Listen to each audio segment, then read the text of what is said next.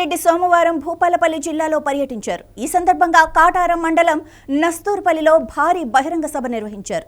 ముందుగా సభా వేదిక నుంచి రెండో విడత రైతు భరోసా నిధులను విడుదల చేశారు. అనంతరం బహిరంగ సభలో ప్రజలను ఉద్దేశించి సీఎం రేవంత్ మాట్లాడారు. ఈ సందర్భంగా కాంగ్రెస్ ప్రజాపాలనలో ప్రజలకు ప్రభుత్వం అందిస్తున్న పథకాల గురించి వివరించారు. ఎన్నికల్లో ఇచ్చిన ప్రతి హామీని అమల్లో పెడుతున్నామని చెప్పారు.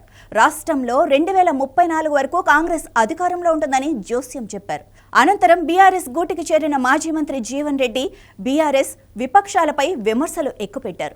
వచ్చే ఎన్నికల్లో బీఆర్ఎస్ కు ప్రతిపక్ష హోదా కూడా దక్కకుండా చేస్తామని హెచ్చరించారు.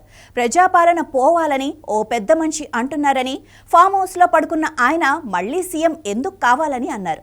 రాష్ట్రంలో లక్షల మంది కార్యకర్తలు కాంగ్రెస్ జెండా మోస్తే ఈ ప్రభుత్వం వచ్చిందని అన్నారు. కేసీఆర్ కు పదవి దక్కకపోతే ప్రజాపాలన పోవాలా అని ప్రశ్నించారు. బీఆర్ఎస్ హయాంలో అన్ని వర్గాల ప్రజలను ఎన్నో ఇబ్బందులు పెట్టిందని గుర్తు చేశారు. అధికారంలో ఉన్నప్పుడు ప్రజలను ఏనాడూ పట్టించుకోని బీఆర్ఎస్ కు మళ్లీ అధికారం ఎలా వస్తాదని ప్రశ్నించారు. ప్రజలకు ఏం చేశారని నిలదీశారు. కేసీఆర్ ఎందుకు సీఎం కావాలో పార్టీ మారుతున్న జీవన్ రెడ్డి చెప్పాలని డిమాండ్ చేశారు. ఆయన చరిత్ర మచ్చలన్నీ తనకు తెలుసని అన్నారు. తాను తన మిత్రుడు టీపీసీసీ చీఫ్ మహేష్ కుమార్ గౌడ్ నాయకత్వంలో ఇద్దరం కలిసి కాంగ్రెస్ను మళ్లీ అధికారంలోకి తీసుకొస్తామని చెప్పారు.